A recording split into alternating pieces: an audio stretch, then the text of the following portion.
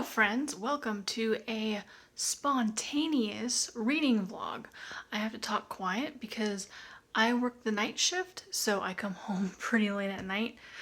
People are sleeping, but yes, as I said, spontaneous, so I have no idea what I'm doing. But let me show you what I'm reading. I just started reading Lady Midnight, so that was why I decided to start doing a vlog, because last night I read just the prologue or whatever is the first chapter of this Kit character who is not a shadow hunter, but he has the sight. This has been on my list for too long. It's kind of shameful that I still haven't gotten to it.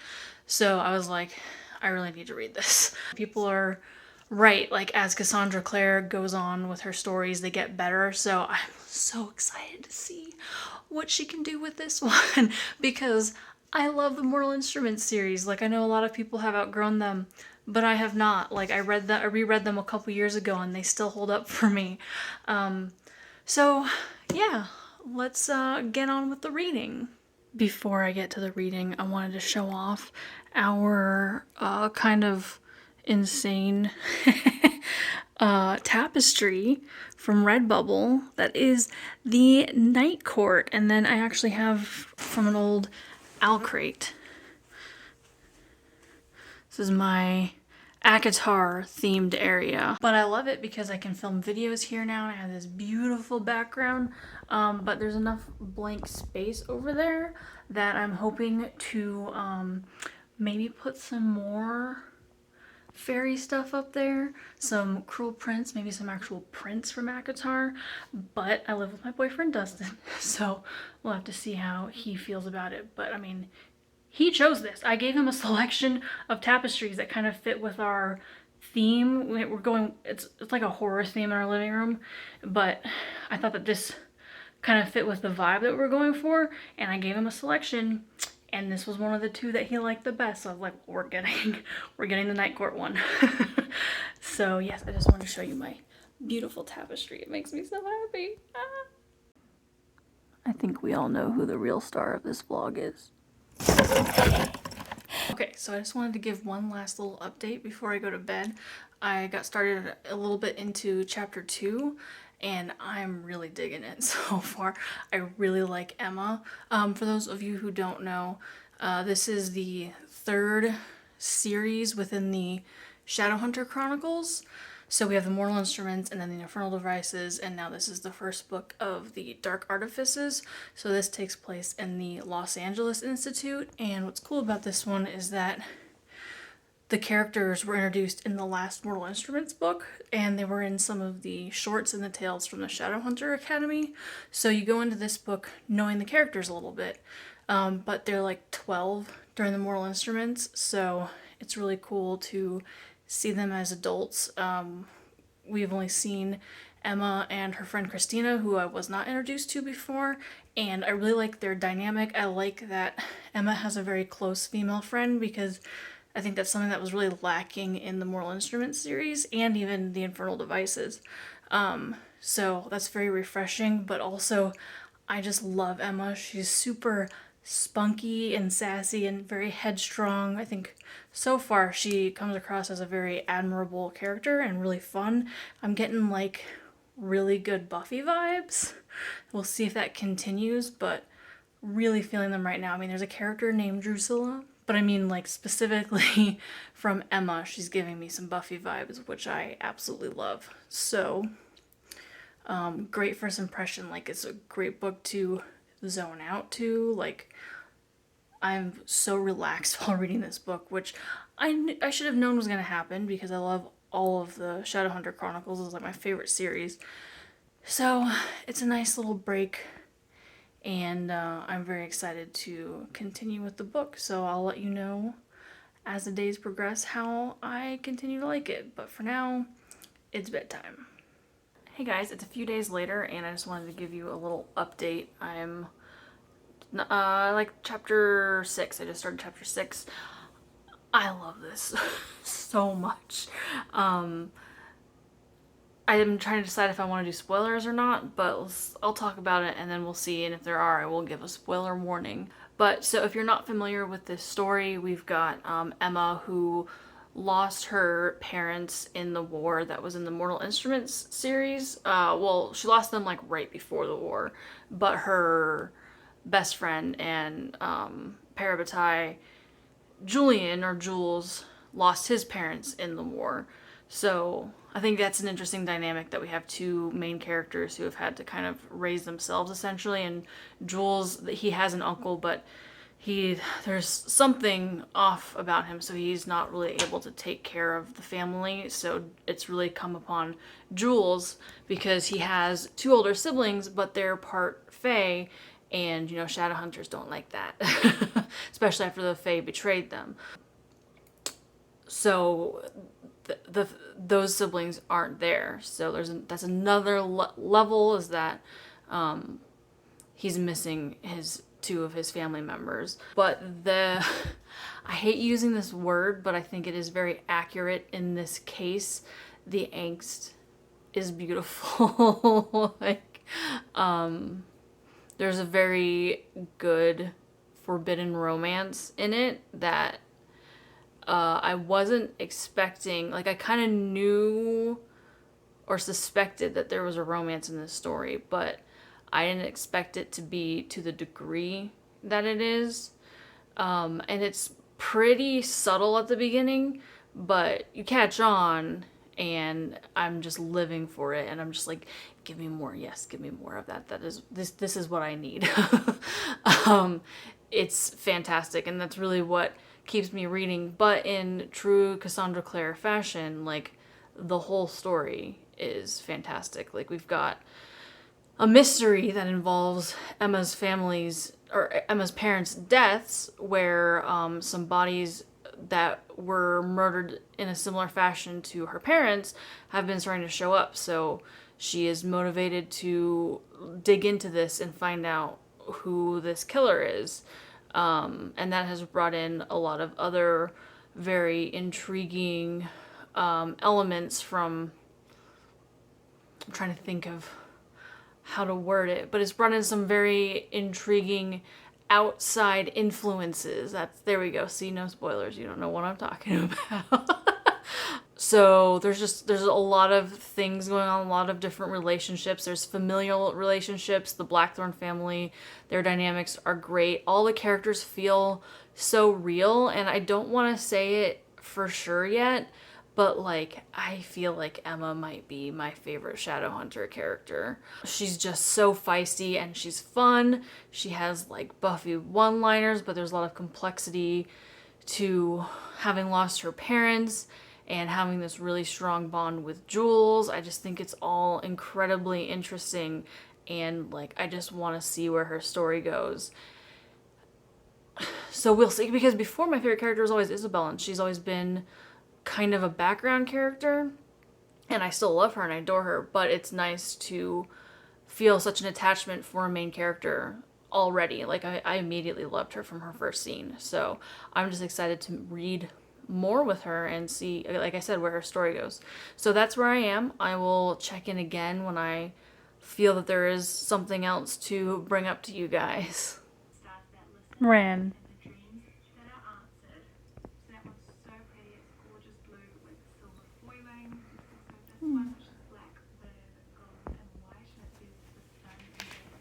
Ran. So it's only the next day from when I last updated, but I needed to talk about it because I'm hopelessly obsessed with this book. Like, a lot more than I thought I was going to be, because at the end of, or when these characters were introduced, I wasn't crazy about them. I thought the dynamic was a little bit interesting, and they leave you on kind of a little bit of a cliffhanger. So I was intrigued, but I didn't know if I wanted to read a whole series about them. But I'm on, where am I, chapter 8 now? Chapter 9. And I can't get enough of it. And I'm obsessed to the point where I had a dream. It wasn't about like exactly the characters or anything specific to the book, but it was just kind of like the vibes that I'm feeling from reading this, and it was a very nice thing. So this is beyond what I could have imagined that I needed, because I was in a reading slump before. I kept picking up books, putting them down, couldn't get into anything, and I had been wanting to, this had been on my radar for so long. Like, it's the next series in Shadowhunter, which is my favorite. So what was I doing? Now I really don't know what I was doing, because I really should have just started this a long time ago. And now I wish I was a faster reader, because I just want to find out what happened so badly. So I'm going to go outside and read. It's nice outside, so I'm going to enjoy the fresh air for a little bit, and we'll see how far I can get. I'm such a slow reader. I don't think I'll get as far as I would like, but I am making good progress considering how slow I am. I mean, I'm pretty fast once I'm like really into a book. It just doesn't happen very often. So this is a very nice, rare moment, and I want to soak it in as much as I can.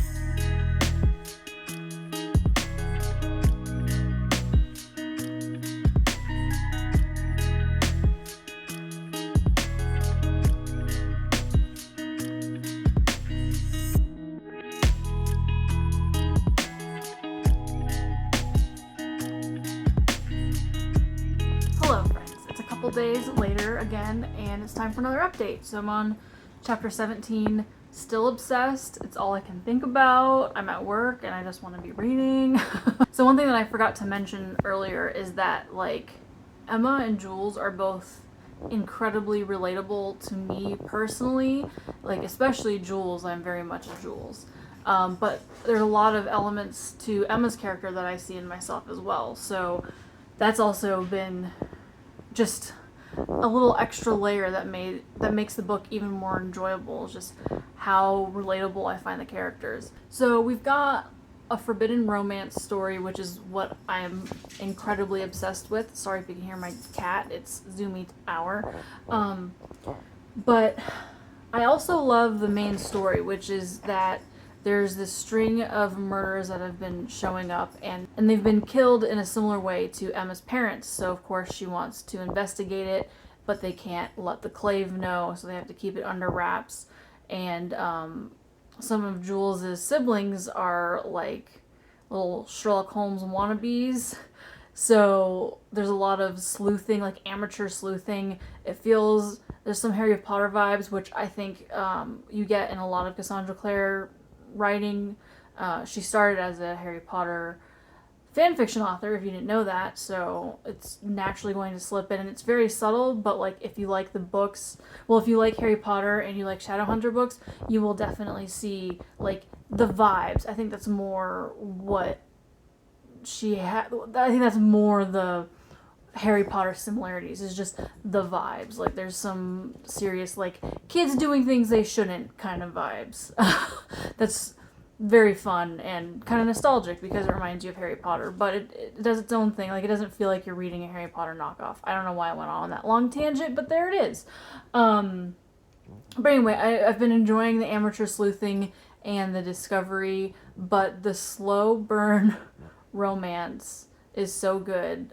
Cassandra Clare is so good at forbidden romance. She just does it over and over and over again, and it's perfect every time.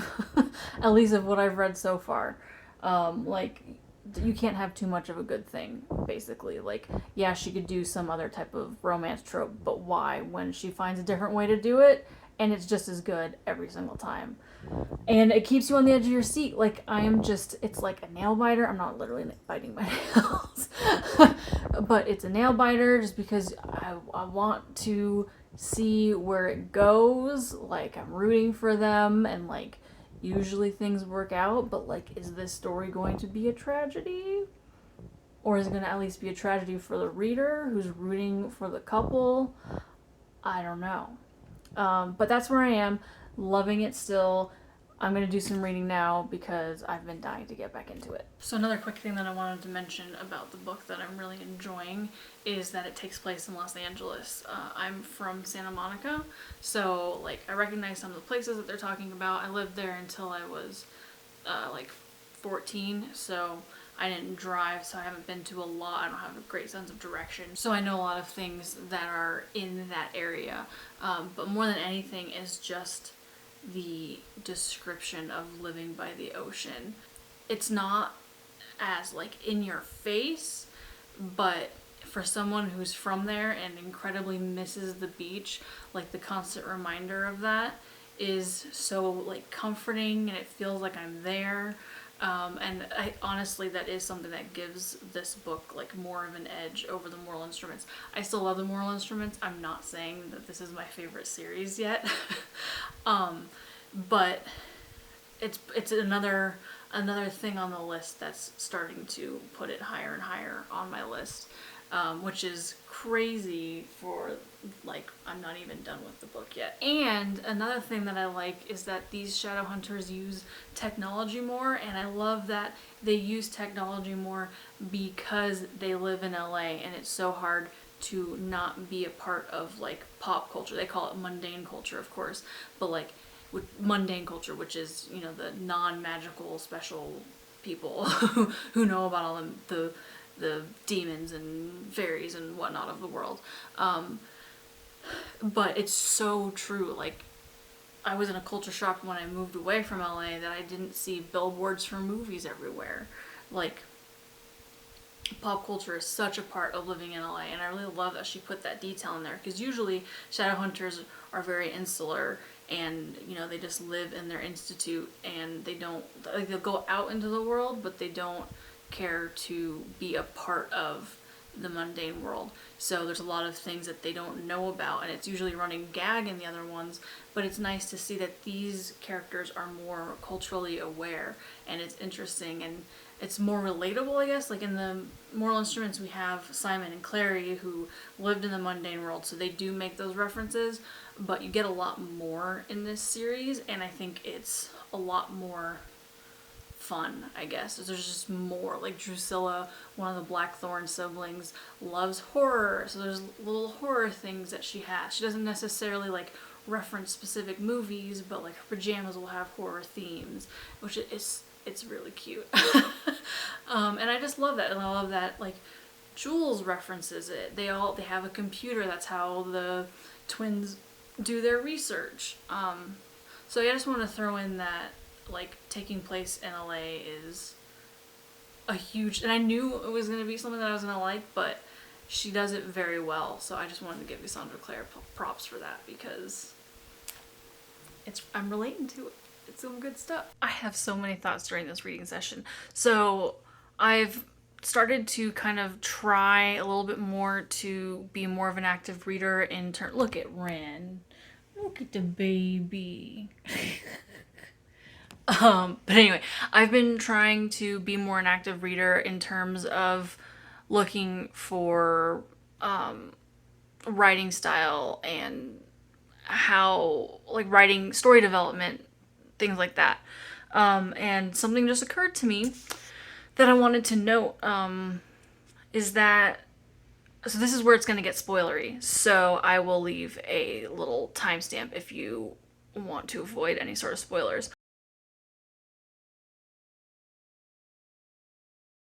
But I was thinking just about want versus need. Is the idea that your character wants something, which is what motivates them at the beginning of their story, but it's not actually what they need. They need something else that's going to better them, better their lives.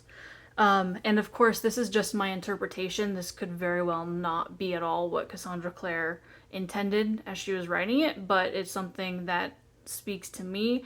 Is that I was like, what does Julian's want versus his need? Because I was thinking about how this story is kind of focused more around Emma and her desire to seek revenge for her parents' death, and I was like, what is Julian? Because I'm always thinking about, we have a main character, but the secondary character, their story is just as important, but the A story involves the main character more. So what is the side character's plot? I feel like that's always the harder part to plot, because they are standing next to the main character. The story isn't theirs, but their story is still important. I feel like I'm talking in circles.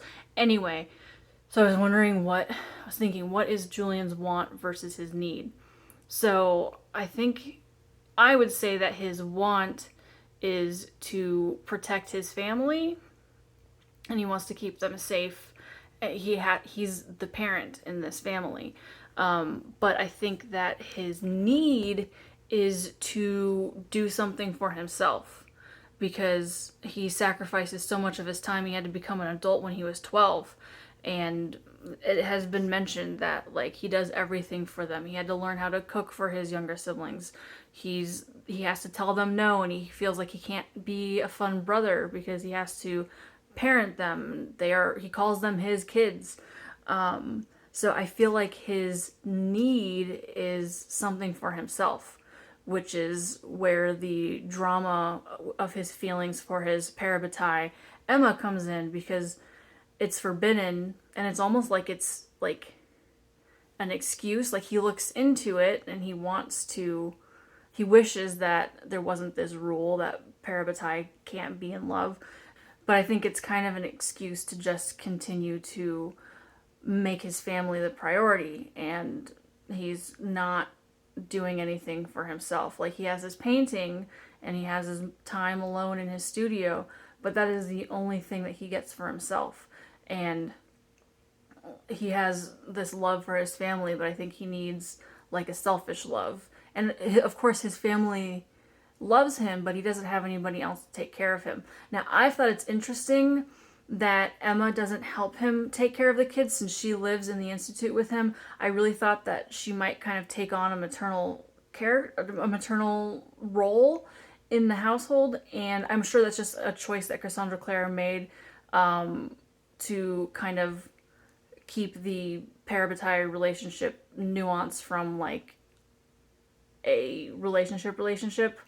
Um, but I think it's interesting that Emma doesn't take on that role. So I don't know if she would take on more of a role as a caretaker to Julian if they do end up together. Obviously, that's kind of what I'm looking to see what will happen. Um, and it's weird making predictions because some people are probably watching this like, I don't know what you're talking about. Like people who have read it are probably like, no.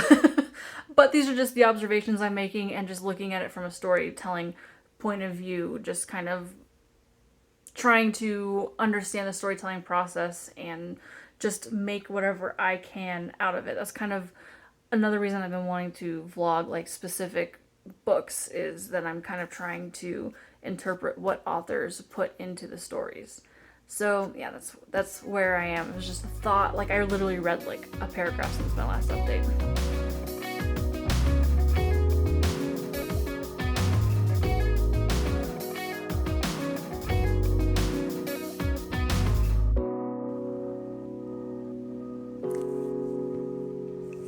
I finished it. Not to be dramatic, but it tore my heart to shreds. So, the mystery is solved. Or so I thought. Well, I mean, the mystery is solved. But I was like, oh, this is an interesting place to end it. Like, there's no pending doom, as there tends to be with the ending of each book in a Cassandra Clare series. But then I remembered the ending to Clockwork Prince, so we get more of like a Clockwork Prince kind of ending. But then there's a little bit of a promise of what is in store outside of everybody's dramatic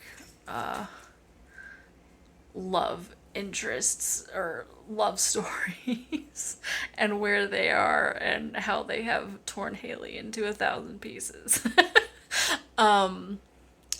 But like I'm laughing because like I do enjoy that it puts me through this, because like I'm just excited to read the next one. And it's refreshing. I think I mentioned at the beginning that I've been in a bit of a reading slump, and boy, this is helping me. Like I'm obsessed. Like this book is all I've been thinking about. So you can be sure that I'm immediately going to pick up Lord of Shadows. If there's anything that you would like to see in vlogs, like I'm really just starting to get the hang of this. I haven't really done a whole lot of vlogs before. Please let me know if there's anything that you would like to see. I will just say like my final thoughts on the book or the series as a whole, like this is the first book in the series, but just like how it makes me feel in comparison to Mortal Instruments, I think they're about on par. I think I might like Mortal Instruments a little bit more only because there were 6 books where I followed these characters and there's only been one book. So we'll see how I feel by the end of the series. But either way, it's incredibly strong and I think I will probably end up liking it better than the Infernal Devices. Like, I like the Infernal Devices and I adore the characters, but the only book in that series that I gave 5 stars was Clockwork Prince. The other two were a little underwhelming for me. Also, I said initially that Emma felt like a new favorite Shadowhunter character, but we'll see as the series goes on. I'm also very attached to Julian, which is what makes them just like a perfect couple for me. They probably will end up being, at the very least, my favorite Shadowhunters couple. But we'll see where the story goes, because things don't look great for them right now. Like, I have faith that it'll get fixed by the end, but I don't know. I heard that people don't like how Queen of Air and Darkness ends, and I don't know if it has to do with that. I really hope not. I also feel like a lot of people don't totally ship them, which I don't understand if that's true. I'm wondering, because I try to avoid spoilers, so I'm wondering if I'm remembering the context of things that people have said wrong. Obviously, please no spoilers for me in the comments. I hope you're enjoying seeing my reactions to this for the first time. I waited way too long to read this series, but I'm really glad that I finally am. I feel like I'm just gonna blast through the rest of the Shadowhunter books that I haven't read yet after this now. Like, I just want to be caught up. I also don't want it to end though. Like, I know there's still more on the horizon, but like, I want to read everything for the first time over and over again. Okay, well, I think that is the conclusion to my thoughts on the end of Lady Midnight. So, it ended with a little tragedy, and here's some hope that there is hope in Lord of Shadows. I don't feel real good about it, but I'm excited to read it.